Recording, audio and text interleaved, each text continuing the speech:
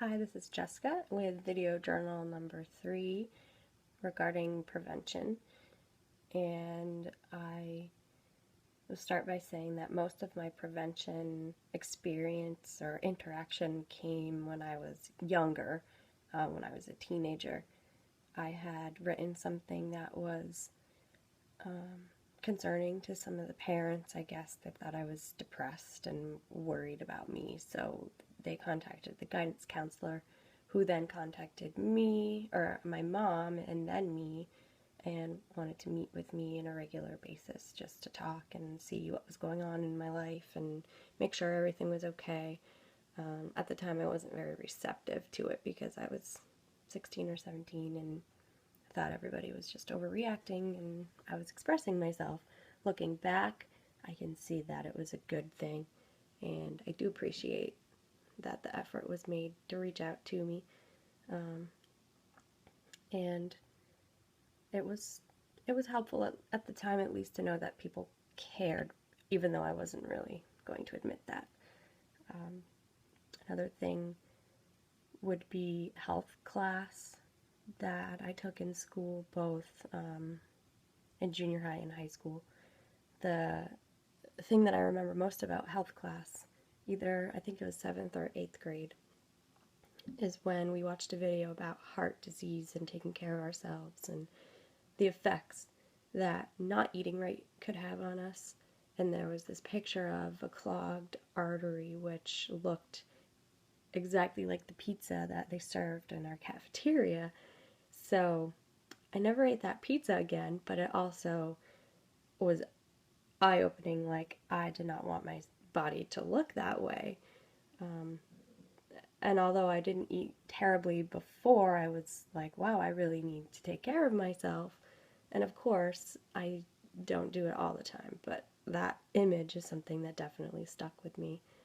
And then, of course, taking sex ed in high school was something that, for me, didn't have much of an impact because I already knew the consequences of having unprotected sex and all this stuff. But it's still something that's good for people that don't know, that don't have the resources that I did, like a family who talked about stuff like that. It's definitely a good thing.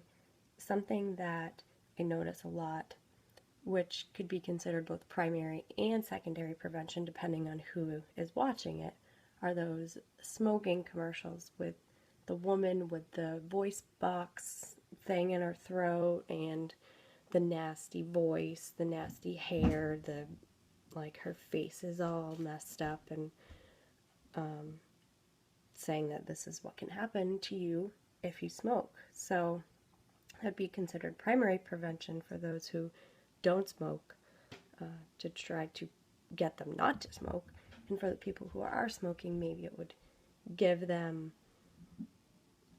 pause to take a look and say, wow, do I want to end up like that? And I don't know how effective it is because I'm not a smoker, but I would have to think that between that one and the one with a guy who has lost his legs and the other guy who has cancer, I believe, and won't live past a certain age, it's something that would make me stop and think, for sure. And that would be the secondary portion for somebody who's already smoking. We probably don't even realize it, but we come in contact with primary prevention pretty much on a daily basis, depending on what we do and where we go. But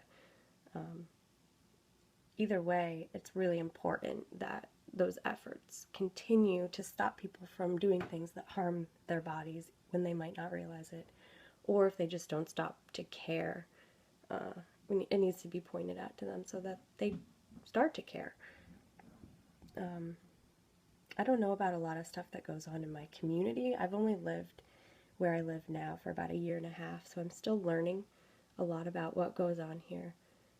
I do know that the school is really good with guidance counselors. They have a school social worker also, which my daughter has seen both of them. So that's been helpful. And I think there's a really good network of people in the schools to make sure that kids are doing okay when they have some stuff going on in their lives that might be creating an issue.